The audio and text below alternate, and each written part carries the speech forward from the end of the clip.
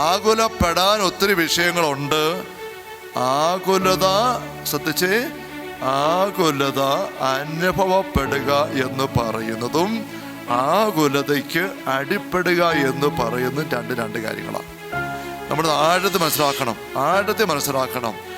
ഉത്കണ്ഠ അനുഭവപ്പെടുക എന്ന് പറയുന്നതും ഉത്കണ്ഠയ്ക്ക് അടിപ്പെടുക രണ്ടാണ്.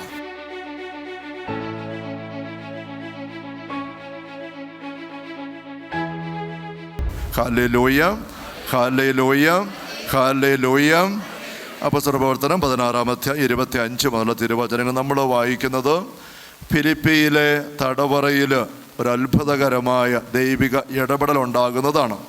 സംഭവം നമുക്കറിയാം. പൗലോസ് അപ്പോസ്തലനും സീലാസും കൂടെ സുവിശേഷം പ്രസംഗിച്ചുകൊണ്ട് പ്രേക്ഷിത പര്യടനത്തിലാണ്.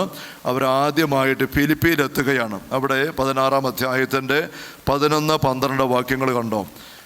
ത്രോവാസിൽ ഞങ്ങൾ കപ്പൽ കയറി നേരിട്ട് സമോത്രാക്കയിലേക്ക് യാത്ര ചെയ്തു. അടുത്ത ദിവസം നെയ്യാപ്പോൾസിലേക്ക്, അവിടെ നിന്ന് ഫിലിപ്പിയിലേക്കും പോയി. അപ്പോൾ അത് അങ്ങനെ ആദ്യമായിട്ടാണ് ഇവർ ഫിലിപ്പി എന്ന സ്ഥലത്ത് എത്തുന്നത്. അവിടെ ആരെയും പരിചയമില്ല. അവിടെ ചെന്ന് കഴിഞ്ഞപ്പം അവരിങ്ങനെ 1-2 ദിവസം ടൗണിൽ കൂടെ അങ്ങോട്ടും ഇങ്ങോട്ടൊക്കെ നടന്ന് എവിടെയാണെന്ന് സുവിശേഷം പ്രസംഗിക്കാൻ ഒരു അവസരം കിട്ടുന്നത്. അപ്പോൾ ആൾക്കാർ ചോദിച്ചു, നിങ്ങൾ ആരെ തേടി വന്ന കച്ചവടക്കാരാണോ, ടൂറിസ്റ്റുകളോ, എന്താ നടക്കുന്നത് ഇങ്ങനെ? അപ്പോൾ ഇവർ പറഞ്ഞു, ഞങ്ങൾ ദൈവത്തിൻ്റെ കാര്യങ്ങൾ പ്രഘോഷിക്കാൻ വന്നതാണ്. അപ്പോൾ ആൾക്കാർ പറഞ്ഞു, ദൈവത്തിൻ്റെ കാര്യം പറയാൻ, അപ്പോൾ നിങ്ങൾ പ്രാർത്ഥനക്കാരാ അല്ലേ? അങ്ങനെയാണെങ്കിൽ അവിടെ ആറിൻ്റെ തീരത്ത്, നദിയുടെ തീരത്ത് ഒരു വീട്ടിൽ കുറേ ആൾക്കാർ പ്രാർത്ഥിക്കാൻ കൂടാറുണ്ട്. അവിടെ ചെല്ലാൻ പറഞ്ഞു. നിങ്ങൾക്ക് പറ്റിയ ആൾക്കാർ അവിടെ കിട്ടും. അതാണ് 13-ാം വാക്യം. നദീതീരത്ത്, നഗരത്തിന് പുറത്ത് ഒരു പ്രാർത്ഥനാ കേന്ദ്രമുണ്ടെന്ന് തോന്നിയതിന് അവിടേക്ക് ഞങ്ങൾ പോയി. അവിടെ വന്നുകൂടിയ സ്ത്രീകളോട് ഞങ്ങൾ സുവിശേഷം പ്രസംഗിച്ചു. അപ്പോൾ കുറേ സ്ത്രീകളെ ഉള്ളോട് പ്രാർത്ഥിക്കാൻ. പക്ഷെ അവിടെ പോയി അപ്പോസ്തലന്മാർ പ്രസംഗിക്കുകയാണ്. അങ്ങനെ പ്രസംഗിച്ചപ്പോൾ ആ കൂട്ടത്തിൽ ഒരാളുടെ പേര് എടുത്തു പറഞ്ഞിരിക്കുക. 14-ാം വാക്യം, ലീദിയ. അവൾ തിയത്തീര എന്ന പട്ടണത്തിൽ നിന്ന് ഇവിടെ കച്ചവടത്തിനായിട്ട് ഭർത്താവിൻ്റെ വരുന്ന പട്ടുവിൽപ്പനക്കാരാണ്. പക്ഷെ അവൾക്ക് പ്രാർത്ഥനാ കാര്യങ്ങളിൽ ആഭിമുഖ്യമുണ്ട്. അപ്പോൾ അവൾ ഈ പൗലോസപ്പോസ്തലൻ പ്രസംഗിച്ച കാര്യങ്ങൾ ഉള്ളിൽ ടച്ച് ചെയ്തു, സ്പർശിച്ച് കിട്ടി.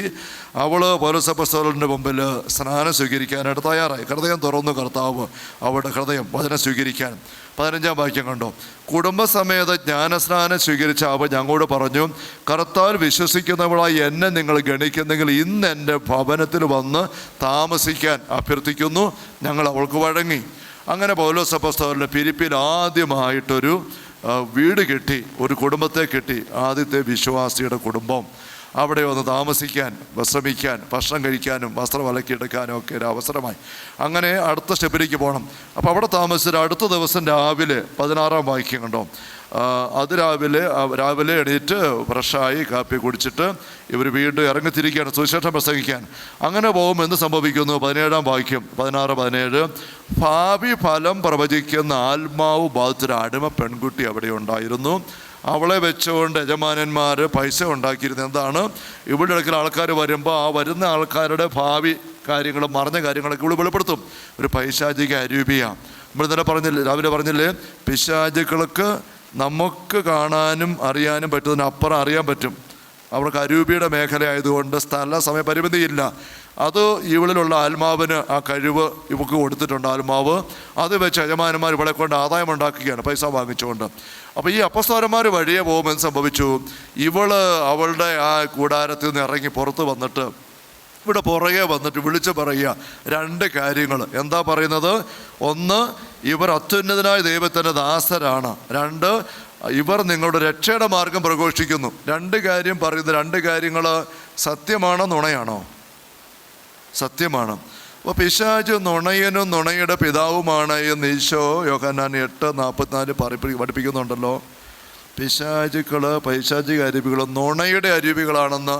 അപ്പോൾ ഇതെങ്ങനെ? ഇത് പിശാചാണെങ്കിൽ സത്യം പറയുന്നത് എങ്ങനെയാണ്? പിശാച് സത്യം പറയുമോ? ഈശോ പറഞ്ഞ് തെറ്റിപ്പോയോ? എന്താ വിഷയം? പിശാചുക്കൾക്ക് സത്യം അറിയാം. നമ്മൾ രാവിലെ സൂചിപ്പിച്ചില്ലേ, പിശാചുക്കൾ പറഞ്ഞു ഞങ്ങൾക്കിതെല്ലാം അറിയാം. യാക്കോബിൻ്റെ ലേഖനത്തിൽ 2-ാമത്തെ അധ്യായത്തിൽ യാക്കോബ് ഇക്കാര്യം കൃത്യമായിട്ട് പങ്കുവെക്കുന്നത് നമുക്ക് വായിക്കാൻ പറ്റും. യാക്കോബിൻ്റെ ലേഖനം 2-ാമത്തെ അധ്യായം 19-ാം വാക്യത്തിൽ ദൈവം ഏകനാണെന്ന് വിശ്വസിക്കുന്നു. നല്ലത് തന്നെ. പിശാചുക്കളും അത് വിശ്വസിക്കുന്നു. അവർ ഭയന്ന് വിറയ്ക്കുകയും ചെയ്യുന്നു. പിശാചുക്കൾ വിശ്വസിക്കുന്നു പറയുമ്പം വിശ്വാസം വിട്ടുകൊടുക്കുന്നല്ല അർത്ഥം, അറിയുന്നുവെന്നാണ്. പക്ഷേ ആ ഒരു വാക്ക് വിവർത്തകർ എഴുതിയപ്പം എനിക്കടുത്തിട്ട് കൃത്യമാണോ അല്ലയോ എന്നുള്ളതും. പിശാചുക്കൾ വിശ്വസിക്കുകയല്ല, അറിയുന്നു, പക്ഷെ വിട്ടുകൊടുക്കുന്നില്ല, വിശ്വാസത്തിൽ എടുക്കുന്നില്ല.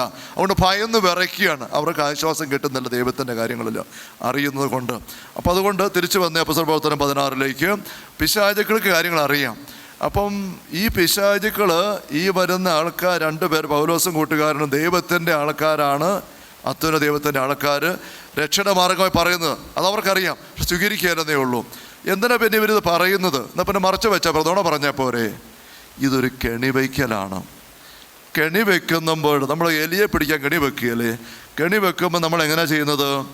എലിക്കിഷ്ടപ്പെട്ട കപ്പ, പഴം, ചുട്ട മീൻ ഇതൊക്കെ എടുത്ത് വെക്കും. അതിനകത്താണ് വിഷം അല്ലെ കെണി വെക്കുന്നത്. മീൻ പിടിക്കാൻ ചൂണ്ടക്കാരൻ മീൻ ഇഷ്ടപ്പെട്ട മണ്ണിരയെ പിടിച്ച് കോർത്ത് വെള്ളത്തിൽ കൊടുക്കും, പക്ഷെ അതിനകത്താണ് ചൂണ്ടയുടെ കെണി. അപ്പം ഈ എലിക്കല്ലെങ്കിൽ മീനിന് ബോധ്യമുള്ള താല്പര്യമുള്ള കാര്യം കൊടുത്തിട്ട് അതിനകത്തോടെയാണ് സൂത്രത്തിൽ അപകടത്തെ കയറ്റിവെക്കുന്നത്. സയനൈഡ് കൊടുത്ത ഒരാളെ കൊല്ലാനായിട്ട് ഒരു വ്യക്തി കരുതാമെന്ന് വിചാരിച്ചു. ആ മറ്റേ ആൾ വരുമ്പം ഈ ആൾ എന്നാ ചെയ്യും? സയനൈഡ് സ്പൂണിലെടുത്തിട്ട് ആ അടുത്ത് ചെന്നുകൊണ്ട് ഇത് സയനൈഡാ കഴിച്ചോ എന്ന് പറഞ്ഞാൽ ആരെങ്കിലും കഴിക്കുമോ? ഇല്ല, തട്ടി തെറിപ്പിച്ചിട്ട് ഓടിപ്പോവും. അവിടെ എന്തു ചെയ്യും? ദാഹിച്ചു വരികയല്ലേ, ഇച്ചിരി ജ്യൂസ് എടുക്കട്ടെ, അതിനകത്ത് ആ മറ്റേ ആൾ കാണാതെ ഇട്ട് കൊടുക്കും. അല്ല വിശന്ന് ബിരിയാണി ഉണ്ടാക്കിയിട്ടുണ്ട് കഴിക്കാം, അതിനകത്ത് വിഷം കൊടുക്കണ്ടോ? ബോധ്യപ്പെടുന്ന കാര്യങ്ങൾ മുന്നോട്ട് വെച്ചിട്ട് അതിനകത്താണ് വിഷം, തിന്മ വെക്കുക. ഇതാ കെണി എങ്ങനെയാണ് എപ്പോഴും. ഇവിടെ പിശാച് ബോധപൂർവ്വം കൗശലപൂർവ്വം കെണി വെക്കുക പൗലോസ് അപ്പോസ്തലന്റെ മുമ്പിൽ. എന്താണ്? അവർക്ക് ബോധ്യപ്പെടുന്ന കാര്യങ്ങൾ, അത്യുന്ന ദൈവത്തിൻ്റെ ആൾക്കാർ, രക്ഷമാർഗം, അതവർക്ക് ബോധ്യപ്പെടും. അതേൽ ഇവർ കൊത്തുമെന്നാണ് പ്രതീക്ഷിച്ചത്. അപ്പോസ്തലൻ്റെ കേട്ടു. പക്ഷേ അപ്പോസ്തലനുണ്ടായ അനുഭവം എന്നതാണ്? നമ്മൾ വായിക്കുക 18-ാം വാക്യം. പൗലോസിനെ ഇത് അസഹ്യപ്പെടുത്തി. കണ്ടോ 18-ാം വാക്യം? എല്ലാവരും നോക്കുന്നുണ്ടോ? വചനമെടുത്ത് ആ വാക്ക് കാണണം. അസഹ്യപ്പെടുത്തി. അസഹ്യത പരിശുദ്ധാത്മാവിൻ്റെ ഫലങ്ങളിൽ എത്രാമത്തേത്? അസഹ്യത. പരിശുദ്ധാത്മാവിൻ്റെ ഫലങ്ങളിൽ എത്രാമത്തേത്? അസഹ്യത. 3, 4, 5-ാമത്തെ അവിടെ ഇല്ല. പിന്നെ എവിടെയാണതുള്ളത്? പൈശാചിക അരൂപിയുടെ ഫലങ്ങളിലാണ്. ഫലത്തിൽ നിന്ന് വൃക്ഷത്തെ അറിയണം. മത്തായി 7-ലും 12-ലും ഒക്കെ ഈശോ പഠിപ്പിക്കുന്നുണ്ട്. വിവേചനത്തിൻ്റെ ഡിസൈൻമെൻറ്റിൻ്റെ സുവർണ നിയമം, ഗോൾഡൻ റൂൾ ഓഫ് ഡിസൈൻമെൻറ്റ് എന്താണ്? ഫലത്തിൽ നിന്ന് വൃക്ഷത്തെ അറിയണം. നമുക്ക് ഇതിലേക്ക് ആഴത്തിലേക്ക് വരണം. ഫലത്തിൽ നിന്ന് വൃക്ഷത്തെ അറിയണം. ഇവിടെ അപ്പോസ്തലൻ ഈ പെണ്ണിൻ്റെ പറയുന്ന കാര്യം സത്യമാണ്, പക്ഷെ അത് കേൾക്കുമ്പോൾ ഉണ്ടാകുന്ന അനുഭവം അസഹ്യതയാണ്, അസ്വസ്ഥതയാണ്, അകൽച്ചയാണ്. അപ്പോസ്തലൻ തിരിച്ചറിയുകയാണ്, ഈ പെണ്ണ് പറയുന്ന കാര്യം ശരിയാണെങ്കിലും പുറകിലുള്ള അരൂപി പരിശുദ്ധാരൂപിയല്ല. അപ്പോസ്തലനിലുള്ളത് പരിശുദ്ധാത്മാവ്, അവളിലുള്ളത് പൈശാചിക ആത്മാവ്. അരൂപിയുടെ ചേർച്ചയില്ല. കണ്ടോ? അവിടെ അപ്പോസ്തലൻ എന്ത് ചെയ്തു? ഏതാനും ദിവസം വേണമെങ്കിൽ ചെയ്തു കഴിഞ്ഞപ്പം യേശുവിൻ്റെ നാമത്തിൽ ആവശ്യപ്പെടുന്ന ഇറങ്ങിപ്പോ, തൽക്ഷണം ഇറങ്ങിപ്പോയി. ഇവള് കുഴഞ്ഞ് വീട് കാണും. ഇവക്ക് പിന്നെ ഒരു സിദ്ധിയില്ല. യജമാനന് മനസ്സിലായി, ആദായമാർഗം നഷ്ടപ്പെട്ടു. ആൾക്കാർക്ക് മനസ്സിലായി ഇനി ഇവിടെ അടുത്ത് ഒന്നൊരു കാര്യമില്ല, ഒന്നും അറിയാൻ പറ്റുകയില്ല. ഉടനെ യജമാനും ആൾക്കാരും എല്ലാം ഇളക്കി ബഹളം വെച്ചിട്ട് അവർ വന്ന് ഇവരെ പിടിച്ചു കെട്ടി വലിച്ചടിച്ച് വന്ന് ഇത് റോമാ നഗരമാണ്, യഹൂദരാ, ചോദിക്കാൻ പറയാൻ ആരുമില്ല. ജനക്കൂട്ടം എല്ലാം ഇളകിയിരിക്കുകയാണ്. അവരുടെ ആവേശത്തിന് വെച്ച് വിട്ടുകൊടുത്തു. വളരെയധികം തല്ലി കെട്ടിയിട്ടിട്ട് പുറത്തുണ്ടും ചന്തിക്കിട്ടും തുടക്കിട്ടും കാലിട്ടും എല്ലാം അവിടെ അരിശം തീരുവോളം തല്ലി ചതച്ചിട്ട് ചതഞ്ഞ് പൊട്ടി ചോര ഒഴുകുന്ന അവസ്ഥയിൽ അവരെ വലിച്ചു കൊണ്ടുപോയി കാരാഗ്രഹത്തിലിടുകയാണ്. ഓർഡർ കൊടുക്കുകയാണ്, സത്താപുറം സൂക്ഷിച്ചാണ്. അതുകൊണ്ട് എന്ത് 24-ാം വാക്യം? കാരാഗ്രഹത്തിൻ്റെ ഉള്ളറയിലാക്കി. Hallelujah, hallelujah. കാരാഗ്രഹം തന്നെ വല്ലാത്ത ഇടുങ്ങിയ കുഴിച്ചു മുറികളാണ്. അതിൻ്റെ ഉള്ളറയെന്ന് പറയുമ്പോഴോ ഏറ്റവും സീരിയസ് ആയ ആൾക്കാരെ ഇടുന്ന അറ. ഒരു പഴുത് പുറത്തേക്കില്ല. ചെറിയൊരു പൊത്തി കുറിച്ച് കാറ്റ് കയറി മേടിച്ച് അത്രേ ഉള്ളൂ. അകത്തേക്ക് കൊണ്ട് തള്ളി അവിടെ കിടക്കുകയാണ്. അപ്പോൾ ഇവർ രാവിലെ വീട്ടിൽ നിന്ന് ഇറങ്ങിയ രീതിയിൽ വീട്ടിൽ നിന്നും ഇതെല്ലാം സംഭവിക്കുന്ന ഒരു 9 മണി 10 മണി അല്ലെ 10, 11, 12 ആയപ്പോഴത്തേക്കും ഇവർ തടവറയ്ക്കകത്ത് വന്നിട്ടുണ്ട്. എന്ത് ചെയ്യുന്നേ? പെട്ടുപോയി. സംഭവം എല്ലാം താളം തെറ്റി തകടം മറഞ്ഞു. തടവറ കിടക്കുകയാണ്. വേദന കൊണ്ട് പൊളയുന്നു. ചന്തിയെല്ലാം നീര് വെച്ച് ചോര വന്നിട്ട് തിരിക്കാനോ ഒന്ന് കിടക്കാനോ പോലും പറ്റിയല്ല. കമന്നല്ല ചെരിഞ്ഞ് കിടക്കുന്നു. കാലിനാവും വെച്ചിരിക്കുന്നു. മണിക്കൂറുകൾ നീങ്ങുമ്പോൾ വിശക്കുന്നു, ദാഹിക്കുന്നു. ചിന്തിച്ച ഒരന്തോ ഇല്ലാത്ത അവസ്ഥ. Hallelujah, hallelujah, hallelujah. അങ്ങനെ കിടക്കുകയാണ്. 25-ാം വാക്യം എന്താ പറയുന്നത്? അർദ്ധരാത്രിയുടെ അടുത്ത്. ഇപ്പം സമയം എത്രയായി? പാതിരാത്രിയായി. എത്ര മണിക്കൂറായി അവർ ഈ അവസ്ഥയിൽ കിടക്കുന്നു? ഒരു 10-12 മണിക്കൂറായി. ഇവരെന്താ ചെയ്യുന്നത്? എന്താ അവർ ചെയ്യുന്നത്? കീർത്തനം പാടി ദൈവത്തെ സ്തുതിക്കുകയായിരുന്നു ഉച്ചത്തിൽ. തടവുകാർ കേട്ടുകൊണ്ട് നടന്നു. അപ്പുറത്ത് ഇപ്പുറത്ത് തടവറയിൽ കിടക്കുന്ന ആൾക്കാർക്ക് പോലും കേൾക്കാം, അവർക്ക് ഉറങ്ങാൻ പറ്റുന്നില്ല. കീർത്തനം പാടി ഉച്ചത്തിൽ സ്തുതിക്കുകയാണ്. ഒന്ന് ഓർത്ത് നോക്കിയ സ്നേഹമുള്ള സഹോദരങ്ങളെ, എന്ത് ദൈവാനുഭവം ഉണ്ടായിട്ടാണ് ഇവർ സ്തുതിക്കുന്നത്? ഇത് ശ്രദ്ധിക്കണം. നമുക്ക് വചനത്തിൽ സ്തുതിക്കുന്ന കാണാം, നമ്മൾ സ്തുതിക്കാറുണ്ട്. സ്തുതിക്കുന്നത് ദൈവാനുഭവത്തിൻ്റെ അടയാളമാണ്. ദൈവത്തിന് നന്ദി പറയുന്നു. ബൈബിളിൻ്റെ സുവിശേഷ പേജുകൾ നോക്കിയാൽ സൗഖ്യം കിട്ടുമ്പോൾ, രോഗശാന്തി ഉണ്ടാകുമ്പോൾ, മരിച്ച ആളിനെ ഉയർപ്പിക്കുമ്പോൾ, തറവാദം മാറുമ്പോൾ, കണ്ണ് കാഴ്ച കിട്ടുമ്പോൾ ആൾക്കാർ ഉച്ചത്തിൽ സ്തുതിക്കും. കണ്ടവരെല്ലാം സ്തുതിക്കാൻ തുടങ്ങി. ദൈവത്തിന് സ്തുതി എപ്പോഴും പറയുന്നത് ദൈവാനുഭവം ഉണ്ടാകുമ്പോൾ, അനുഗ്രഹം കിട്ടുമ്പോൾ, സൗഖ്യം ഉണ്ടാകുമ്പോഴാണ്. ഇവിടെ ഇവർ സ്തുതിക്കുക. എന്ത് കണ്ടിട്ടാണ്? എന്ത് അനുഭവിച്ചിട്ടാണ്? ഭീകരമായ വേദന, സഹനം, നിസ്സഹായത, തടവറയപ്പെട്ട് കിടക്കുന്ന അവസ്ഥ. വിശക്കുന്നു, ദാഹിക്കുന്നു, ഒന്ന് അനങ്ങാൻ പോലും പറ്റുന്നില്ല, മുറിവ് ചോര ഒഴുകിയിട്ട് അങ്ങനെ ഈ തടവറയ്ക്കകത്ത് ഇങ്ങനെ മുരഞ്ഞ സ്ഥലം അതിങ്ങനെ പൊട്ടിപ്പൊളിഞ്ഞ് കിടക്കുന്നു. ഒരു പക്ഷേ പാറ്റായും ഉറുമ്പും എലിയും ദുർഗന്ധവും. Hallelujah, hallelujah, hallelujah. ശ്രദ്ധിച്ച് കാര്യം മനസ്സിലാക്കി. ഇതിവിടെ വലിയൊരു കാര്യമുണ്ട് നമുക്ക്. എന്താണ്? പ്രാർത്ഥിക്കാനോ സ്തുതിക്കാനോ ഒരു അന്തരീക്ഷവും ശരീരം കൊണ്ടോ മനസ്സുകൊണ്ടോ സാഹചര്യം കൊണ്ടോ ഇല്ല. അവിടെ അവർ സ്തുതിക്കുകയാണ്. സ്നേഹമുള്ളവരെ, ഇത് നമ്മൾ തിരിച്ചറിയേണ്ട കാര്യമാണ്. ആത്മീയ പോരാട്ടത്തിൽ നമ്മൾ നിരന്തരം അറിഞ്ഞുപയോഗിക്കേണ്ട ഒരായുധം കൂടിയാണ് സ്തുതിപ്പ്. സ്തുതിപ്പ് എന്ന് പറയുന്ന 2 തരത്തിൽ പ്രസക്തിയുണ്ട്. ഒന്ന്, ദൈവ അനുഭവത്തിൻ്റെ അടയാളമാണ് സ്തുതിപ്പ്. കുറിച്ച് വെച്ചേ, ഇത് മറക്കരുത്. ദൈവ അനുഭവത്തിൻ്റെ അടയാളമാണ് സ്തുതിപ്പ്. ബൈബിളിൽ നമ്മൾ നിരന്തരം ഇത് കാണുന്നുണ്ട്. സങ്കീർത്തനങ്ങളൊക്കെ പുതിയ നിയമത്തിലും എല്ലാം സ്തുതിക്കുന്നു. ദൈവാനുഭവം ഉണ്ടാകുമ്പോൾ സ്വയം മറന്ന് സ്തുതിച്ചു പോകും. എല്ലാം സ്തുതിക്കുന്നു. ഒപ്പം ദൈവ അന്വേഷണത്തിൻ്റെ ആയുധവുമാണ് സ്തുതിപ്പ്. ദൈവ അന്വേഷണത്തിൻ്റെ ആയുധമാണ് സ്തുതിപ്പ്. ദൈവ അനുഭവത്തിലേക്ക് വരാൻ പറ്റുന്നില്ല, ദൈവത്തെ അനുഭവിക്കാൻ സാധിക്കുന്നില്ല. ജീവിതത്തിൽ ബന്ധനങ്ങൾ ഇവർ കൊണ്ട് ബന്ധിക്കപ്പെട്ട് കിടക്കുക, തകർച്ചകൾ. ഇവിടെ പ്രസ്ഥാനം തകർന്നില്ലേ? ഒരു വീട് കിട്ടി ലീദിയുടെ കുടുംബം, പക്ഷേ പിന്നെ വരുന്നത് എല്ലാം തകർന്നു. ഇനി മുന്നോട്ട് വഴിയില്ല, വഴി അടഞ്ഞു കിടക്കുന്നു. ഈ തടപറന്ന് ആര് പുറത്തിറക്കും? അവർ ചിന്തിക്കുമ്പോൾ ആരെ സഹായിക്കാനുള്ളത്? ആരും സഹായിക്കാനില്ല. അറിയുന്ന ആകപ്പാട് ലീദിയുടെ ഭർത്താവും ലീദിയേ ഉള്ളൂ. അവർ ഈ നാട്ടുകാരുമല്ല, ഇവരെ അറിയുന്നുമില്ല. ഇവരെ സഹായിക്കാനാണെങ്കിൽ പിന്നെ അവരുടെ പത്രോസും യോഹന്നാനോ തോമായൊക്കെ, അവരൊന്നും ഇത് അറിയുന്നില്ല. അവർ ദൂരദേശങ്ങളില്ല. ആര് സഹായിക്കാനില്ല. ഇവിടെ ചത്ത് കെട്ട് പോയാൽ പോലും ആരും അറിയാൻ പോകുന്നില്ല. ദാഹിക്കുന്നു, വിശക്കുന്നു, ആരും നോക്കുന്നില്ല. അങ്ങ് ശാരീരിക പീഡ, നിസ്സഹായത, സഹായിക്കാൻ ആളില്ലാത്ത അവസ്ഥ, വഴിയടഞ്ഞ അവസ്ഥ, ശരീരത്തിന് വേദന കൊണ്ട് പൊളയുന്നു. എന്നെ കാണിക്കും, എത്ര നേരം കിടക്കേണ്ടി വരും, ചിന്തിച്ചവർ അന്തോ ഇല്ല. ഇങ്ങനെയുള്ള അവസ്ഥ നമുക്കും പല മേഖലയിലുണ്ട്. ഇപ്പം നമ്മൾ നിയോഗം സമർപ്പിച്ചില്ലേ? ആ നിയോഗങ്ങളിൽ നിങ്ങൾ ചിലരുടെ എഴുതുന്നുണ്ട്, 25 വർഷമായിട്ട് ധ്യാനം കൂടുന്നു, അനേക ധ്യാനകേന്ദ്രങ്ങൾ പോയി ധ്യാനിച്ചു, ഒത്തിരി പ്രാർത്ഥിക്കുന്നു, ഒരുപാട് പ്രാർത്ഥിക്കുന്ന ആളാണ് ഞാൻ, പക്ഷെ വർഷങ്ങളായിട്ട് വഴി അടഞ്ഞ് കിടക്കുന്നു, ഒരു നീക്കുപോക്കുമില്ല, ഒരാശ്വാസവുമില്ല, ഒരു ഉത്തരവും കിട്ടുന്നില്ല, എന്നാ കാണിക്കണമെന്ന് അറിയത്തില്ല. അങ്ങനെ ഞെരുങ്ങുന്ന അവസ്ഥയൊക്കെ നിങ്ങൾ പങ്കുവെച്ചാൽ കാണുകയുണ്ടായി. സ്നേഹമുള്ള സഹോദരങ്ങളെ, അങ്ങനെയുള്ള ഞെരുക്കത്തിൽ നമ്മൾ ഉപയോഗിക്കേണ്ട ആയുധമാണ് സ്തുതിപ്പ്. അറിഞ്ഞുകൊണ്ട് സ്തുതിക്കണം. എന്ത് കണ്ടിട്ടാ, എന്തനുഭവിച്ചിട്ടാ? ഒന്നുമില്ല, വിശ്വാസത്തോടെ സ്തുതിക്കുകയാണ്. സ്തുതിക്കുമ്പോൾ എന്ത് സംഭവിക്കും? ഇത് ഫിലിപ്പിയിലെ തടവറയിലാണ് അപ്പോസ്തലന്മാർ കിടക്കുന്നത്. സ്തുതിച്ചപ്പോൾ എന്ത് സംഭവിച്ചു? പെട്ടെന്നൊരു ഭൂമികുലുക്കം ഉണ്ടായി. വാതിലുകളൊക്കെ തുറക്കപ്പെട്ടു. തടവറയുടെ ചങ്ങലയെല്ലാം അഴിഞ്ഞു വീണു.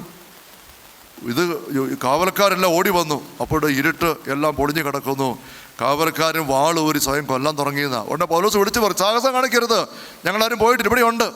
ഉടനെ വിളക്ക് കഴിച്ചുകൊണ്ട് വന്നു. ഈ മനുഷ്യൻ വന്ന്, സൂക്ഷിപ്പുകാരൻ വന്ന് കാൽക്കൽ വീഴുകയാണ്.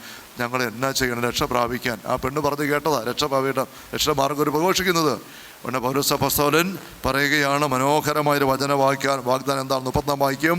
കർത്താവായ യേശുവിൽ വിശ്വസിക്കുക, നീയും നിന്റെ കുടുംബവും രക്ഷ പ്രാപിക്കും. അപ്പോൾ തന്നെ എന്ത് ചെയ്തു? ഈ മനുഷ്യൻ ഇവരെ കൂട്ടിക്കൊണ്ട് വീട്ടിൽ പോയി മുറിവൊക്കെ കഴുകി തുടച്ച് മരുന്ന് വെച്ചു, ഭക്ഷണം കൊടുത്തു, അവർ സ്നാനം സ്വീകരിച്ചു. ഫിലിപ്പിയിൽ രണ്ടാമത്തെ സ്നാനം കുടുംബം, ഈ തടവറ സൂക്ഷിപ്പുകാർ കുടുംബമാണ്. ഒരു കാര്യം ശ്രദ്ധിച്ചോണം, ഇവിടെ ചിലപ്പോഴേക്ക് പെന്തക്കോസ്ത് സഹോദരങ്ങൾ അവിടെ അറിവില്ലായ്മയിൽ വന്ന് നമ്മോട് പറയും, ഈ ശിശുക്കളെ മാംസം വെക്കുന്ന കത്തോലിക്ക പരിപാടി വചനവിരുദ്ധമാണ്, പ്രായപൂർത്തിയായവരെ മാംസം വെക്കാൻ പറ്റത്തുള്ളൂ, മറ്റേ സ്നാനം ശരിയല്ല എന്ന് പറഞ്ഞ് അവർ വാദിക്കുമ്പോൾ ഇതേ വചനത്തിൽ ഇവിടെ ഫിലിപ്പിയിൽ ആദ്യത്തെ രണ്ട് സ്നാന സംഭവങ്ങൾ രണ്ടും കുടുംബങ്ങളാണ്. ലീദിയായി കുടുംബവും കാരാസൂക്ഷിപ്പുകാരൻ കുടുംബവും കുഞ്ഞുങ്ങളെ കൂട്ടി ഒരു മാംസം മുങ്ങുന്നത് ഒരു വചനത്തിൽ ആഴപ്പെട്ട് കിടക്കുന്ന പാരമ്പര്യം തന്നെയാണ്. നമ്മൾ കുഞ്ഞുങ്ങൾക്ക് കുടുംബസമേതം അവരെ നമ്മൾ ചേർത്ത് പിടിക്കുന്നതെന്ന് മനസ്സിലാക്കുക. ഇപ്പോൾ ശ്രദ്ധിക്കേണ്ട കാര്യം, ഇങ്ങനെ ആണ് ഈ ഫിലിപ്പിയിലെ സഭയുണ്ടാകുന്നത് എന്ന് നമ്മൾ കാണുമ്പോൾ ഫിലിപ്പിയിലെ സഭയ്ക്കുള്ള ലേഖനം ഒന്നെടുത്ത് ഫിലിപ്പിയിലെ സഭയ്ക്കുള്ള ലേഖനത്തിൻ്റെ 4-ാമത്തെ അധ്യായത്തിലേക്കൊന്ന് വന്നേ. ഇപ്പോൾ നമ്മൾ ഫിലിപ്പിയിലാണല്ലോ പൗലോസിനെ കണ്ടത്. അവിടുന്ന് പിന്നെ അദ്ദേഹം പോയി സഭയുണ്ടായി, പിന്നെ വന്നും പോയി സഭ വളർത്തി. അങ്ങനെ നാളുകൾ കഴിഞ്ഞു. അപ്പോസ്തലൻ പിന്നെ ജീവിതത്തിൻ്റെ സായാഹ്നത്തിന് ശുശ്രൂഷയുടെ സായാഹ്നത്തിൽ എത്തുമ്പോൾ ഫിലിപ്പിയിലെ സഭയ്ക്ക് എഴുതുകയാണ്. ഫിലിപ്പിക്കാർക്കുള്ള ലേഖനത്തിൻ്റെ 1-ാം അധ്യായം 1-ാം വാക്യം കണ്ടോ? അവിടെ ഫിലിപ്പിയിലെ മെത്രാന്മാരും ഡീക്കന്മാരും ഉൾപ്പെടെ യേശു ക്രിസ്തുവിലുള്ള സകല വിശുദ്ധർക്കും എഴുതുന്നത്. ഈ കത്ത് അദ്ദേഹം എഴുതുമ്പോഴേക്ക് ഫിലിപ്പിയിലെ സഭ വളർന്ന് പന്തലിച്ച് മെത്രാന്മാർ പലരുണ്ട്, ഡീക്കന്മാരുണ്ട്, ദൈവജനമുണ്ട്, വിശുദ്ധർ ഒത്തിരിയുണ്ട്. അവർക്ക് അപ്പോസ്തലൻ എഴുതുകയാണ്. പിന്നീട് അങ്ങനെ എഴുതുമ്പോൾ 4-ാം അധ്യായത്തിലേക്ക് വന്ന് 4-ാം അധ്യായത്തിൽ 2 മുതലുള്ള വാക്യങ്ങൾ 4-ാം അധ്യായം 2 മുതലുള്ള വാക്യങ്ങളിൽ അപ്പോസ്തലൻ എഴുതുകയാണ്, കർത്താവിന് ഏക മനസ്സോടെ ഇരിക്കാൻ യഹൂദയായിട്ട് ചിന്തിക്കുകയും അഭ്യർത്ഥിക്കുന്നു, കൂടാതെ എൻ്റെ ആത്മസുഹൃത്തേ. ആരായിരിക്കും ആത്മസുഹൃത്ത്? ഫിലിപ്പിയിൽ പൗലോസ് അപ്പോസ്തലന് ആത്മസുഹൃത്തായിട്ട് അത് മെത്രാനായിരിക്കാം. ആരായിരിക്കും? ഈ തടവറ പ്രമാണിയായിരിക്കും.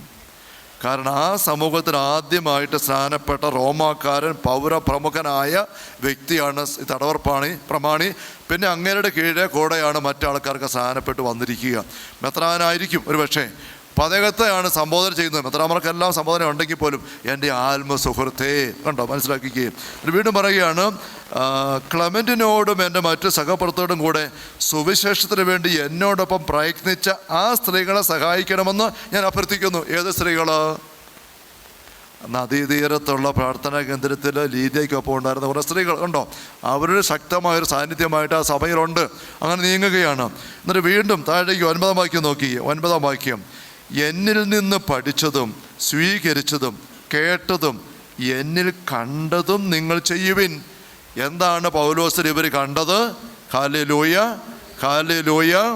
ബൈബിൾ തുറന്ന് നോക്കുന്നുണ്ടോ? വരച്ചും കുറിച്ചുമൊക്കെ എടുത്ത് ഈ വാക്കുകൾ ശ്രദ്ധിക്കണം. 9-ാം വാക്യം ശ്രദ്ധിച്ചോ?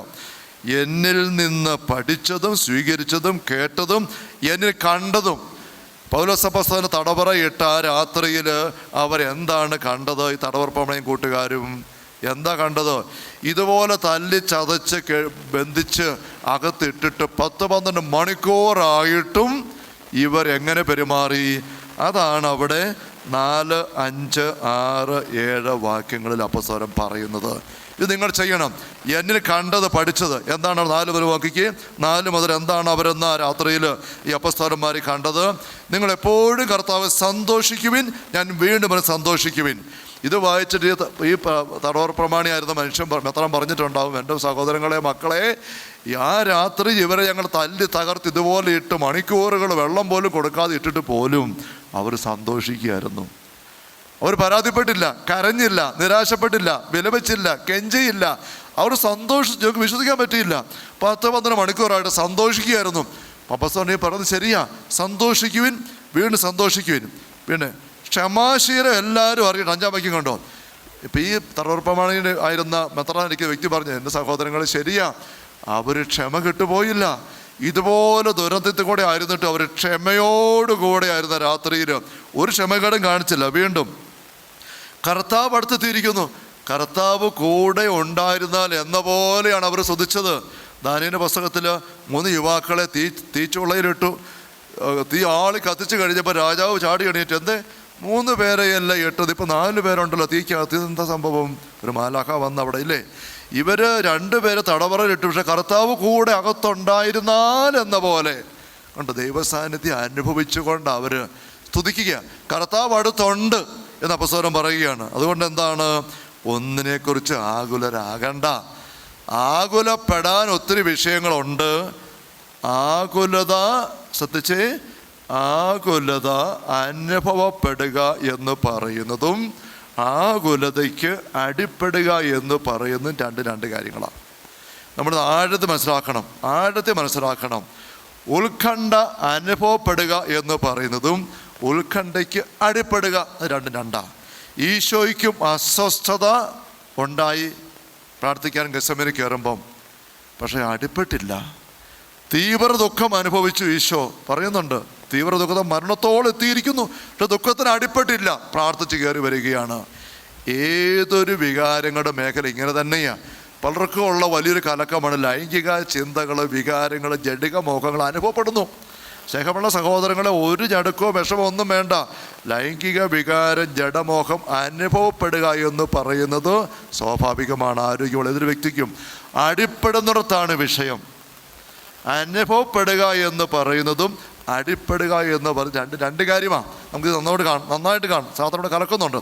അപ്പോൾ ഇവിടെ കണ്ടോ, ആകുലരാകണ്ട.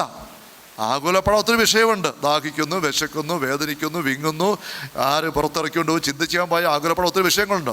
നിങ്ങൾ കുറിച്ച് വെച്ച നിയോഗങ്ങളിൽ ആകുലപ്പെടാൻ ഒരുപാട് വിഷയങ്ങളുണ്ട്. ആകുലപ്പെടണ്ട. ആകുലത അനുഭവപ്പെടുന്നുണ്ട്, കൊള്ളാം, നല്ല കാര്യം. അത് വിഷയങ്ങളുള്ളത് കൊണ്ടാണ്. എന്ത് ചെയ്യണം? അപ്പസ്തലൻ മാതൃക എന്തോ നിങ്ങൾ ചെയ്യേണ്ടത് എന്താണ്? അടുത്ത വാക്യം പറയുകയാണ്, പ്രാർത്ഥനയിലൂടെയും അപേക്ഷയിലൂടെയും കൃതജ്ഞതാ സ്തോത്രങ്ങളോടെ നിങ്ങളുടെ യാചനകൾ ദൈവസന്നിധിയിൽ അർപ്പിക്കുവിൻ. അപ്പോൾ എന്ത് ചെയ്യണം? ആകുലപ്പെട്ടും വിഷമിച്ചും കരഞ്ഞുകൊണ്ട് ഇരിക്കേണ്ട, മറിച്ച് കൃതജ്ഞതാ സ്തോത്രത്തോടെ നിങ്ങളുടെ അപേക്ഷ യാചന എല്ലാം തമ്പുരാനിൽ വെച്ചു. അപ്പോൾ ഒരു കാര്യം സംഭവിക്കുക. എന്താണ്? നമ്മുടെ എല്ലാ ധാരണയും അതിലംഘിക്കുന്ന ദൈവത്തിൻ്റെ സമാധാനം നിങ്ങളുടെ ഹൃദയങ്ങളിൽ ചെന്ന് യേശു ക്രിസ്തു കാത്തുകൊള്ളും. അപ്പോൾ നമ്മുടെ എല്ലാ ധാരണയും അതിലംഘിക്കുന്ന സകല കണക്കൂട്ടലും തെറ്റി ദൈവത്തിന് ഇടപാടുണ്ടാകും. പൗലോസ് സീലാസ് ഇങ്ങനെ തടവറയെ സ്തുതിച്ചുകൊണ്ട് കിടന്നപ്പം 10-12 മണിക്കൂറായി. വേണം ചിന്ത വരാം, ഇങ്ങനെ സ്തുതിച്ചിട്ട് വല്ല കാര്യമുണ്ടോ? ആ കഥക മുട്ടിട്ട് അവരെ വിളിച്ച് വല്ല വെള്ളം കിട്ടുമോ ചോദിക്കാൻ നോക്ക്. ആ ജനാലക്കടെ കൂകി ആരെ വിളിക്കാൻ നോക്ക്. അല്ലെ കാര്യം നടക്കുമോ? ചിന്തിച്ചാൽ അങ്ങനെ വരുള്ളൂ.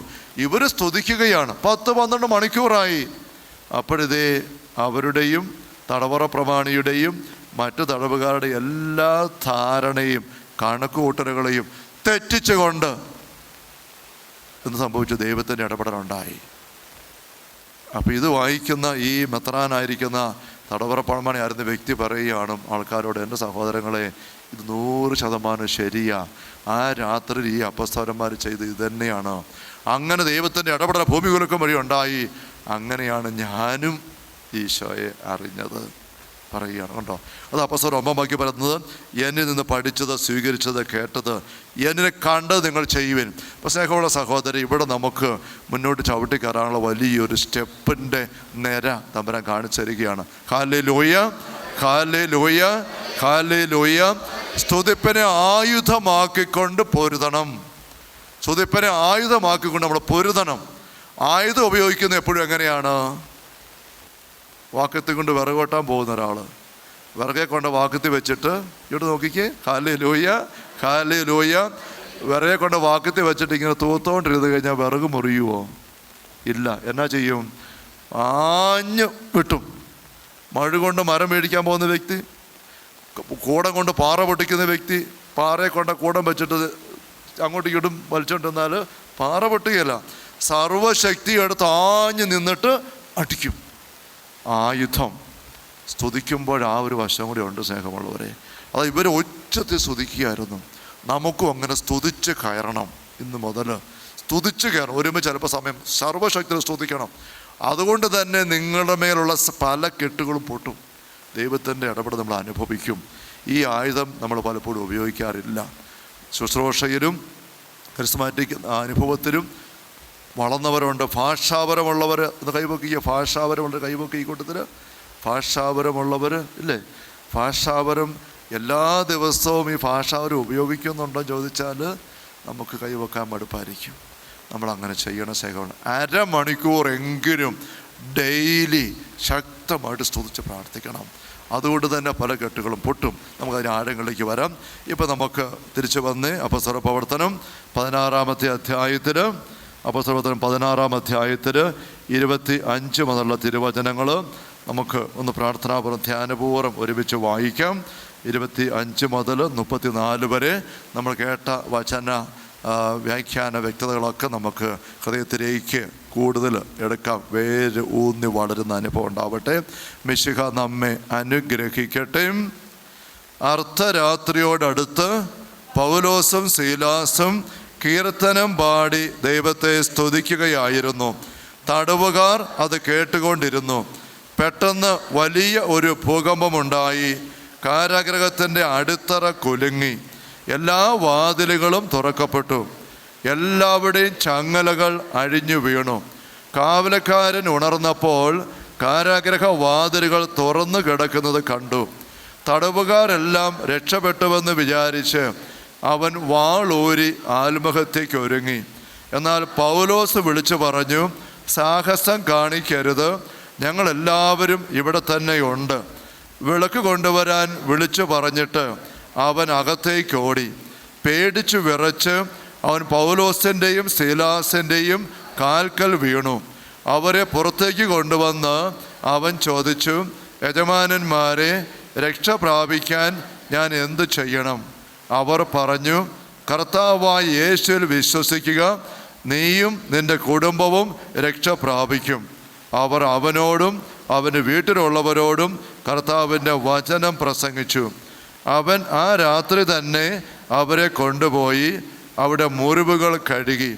അപ്പോൾ തന്നെ അവനും കുടുംബവും ജ്ഞാനസ്നാനം സ്വീകരിക്കുകയും ചെയ്തു. അവരെ വീട്ടിലേക്ക് കൂട്ടിക്കൊണ്ടുവന്ന് അവർക്ക് ഭക്ഷണം വിളമ്പി. ദൈവത്തിൽ വിശ്വസിച്ചത് കൊണ്ട് അവനും കുടുംബാംഗങ്ങളും അത്യന്തം ആനന്ദിച്ചു.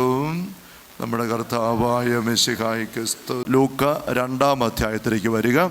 ലൂക്കായുടെ സുവിശേഷം 2-ാം അധ്യായം 36, 37, 38 തിരുവചനങ്ങൾ നമുക്ക് ശ്രദ്ധിക്കാം.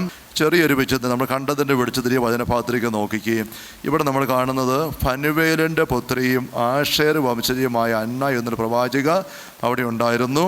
ഇവൾ കന്യകാപ്രായം മുതൽ 7 വർഷം ഭർത്താവിനോട് ജീവിച്ചു. 84 വയസ്സായി വിധവ ദേവാലയം വിട്ടുപോകാതെ രാപകൽ ദൈവത്തെ സ്തുതിച്ചുകൊണ്ട് ഉപവാസത്തിന് പത്രം കഴിയുകയായിരുന്നു. ഒന്ന് ഓർത്ത് നോക്കി, കന്യകാപ്രായം മുതൽ ഒരു 13 വയസ്സുള്ളപ്പോൾ കല്യാണം നടന്നു കാണുന്ന രീതിയല്ലേ. 7 വർഷം ഭർത്താവിനോട് ജീവിച്ചു, ഭർത്താവ് മരിച്ചു. അപ്പോൾ 20 വയസ്സായപ്പം വിധവയായി. ഒന്ന് ചിന്തിച്ച് നോക്കിയാൽ നിങ്ങൾ കുറച്ച് പേരൊക്കെ ജീവിത പങ്കാളി പിരിഞ്ഞതിന് നൊമ്പരമായിട്ടിരിക്കുന്നവരുണ്ട്. 20 വയസ്സിൽ പങ്കാളി പോയ ഒരു പെൺകുച്ച്, 20 വയസ്സേ ഉള്ളൂ. ഇവിടെ എന്താ ചെയ്യുന്നത്? അവന് പറഞ്ഞ കണ്ടോ, ഇപ്പോൾ 84 വയസ്സായി. 84 വയസ്സ്, 64 അല്ല 63 വർഷമെങ്കിലും ആയിട്ട് ഇവള് വിധവയാണ്. മക്കളുള്ളതായിട്ട് പറയുന്നില്ല. ഇവൾ എന്ത് ചെയ്യുന്നു? കരഞ്ഞ് വിഷമിച്ച് നിരാശപ്പെട്ടൊക്കെ ഇറങ്ങി നടക്കുകയാണോ? അവളിവർ പറയുന്നത് രാപകൽ ദൈവത്തെ സ്തുതിച്ചുകൊണ്ട് ഉപവാസത്തിലും പ്രാർത്ഥനയും കഴിയുകയായിരുന്നു. എങ്ങനെയാണ് ഈ പെങ്കൊച്ച് ദൈവത്തെ സ്തുതിക്കുന്ന? രാപകൽ ഒറ്റയ്ക്കായി പോയി, വിധവയായി, ആരുമില്ല, ജീവിതം വഴിമുട്ടി, കരയാനും പറയാനും പരാതിപ്പെടാനും എന്തെല്ലാം വിഷയങ്ങളാണ്. പക്ഷെ ആ സഹോദരി പറഞ്ഞു രാപകൽ ദൈവത്തെ സ്തുതിച്ചുകൊണ്ട് ഉപവാസവും പ്രാർത്ഥനയും. 20 വയസ്സേ ഉള്ളൂ. അപ്പോൾ ഒത്തിരി പ്രലോഭനങ്ങളും പാപസാഹചര്യങ്ങളും കെണികളും ഉപദ്രവം എല്ലാം ഉണ്ട്.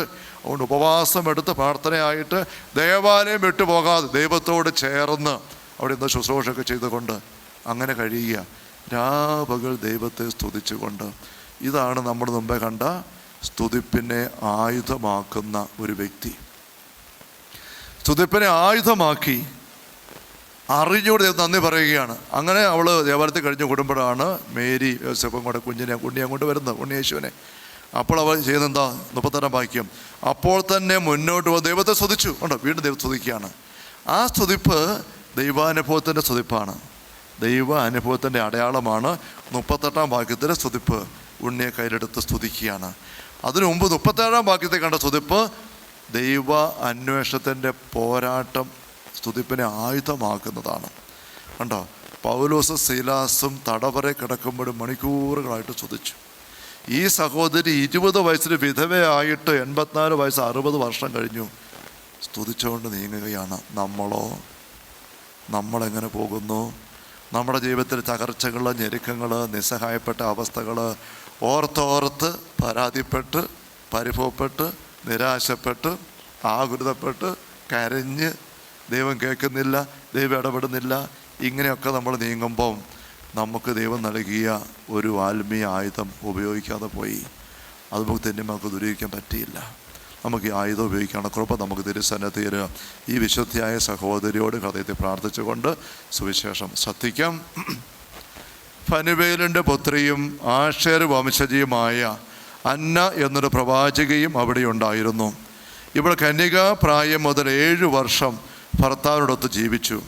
84 വയസ്സായ ഈ വിധവ ദേവാലയം വിട്ടുപോകാതെ രാപകൽ ദൈവത്തെ സ്തുതിച്ചുകൊണ്ട് ഉപവാസത്തിലും പ്രാർത്ഥനയിലും കഴിയുകയായിരുന്നു.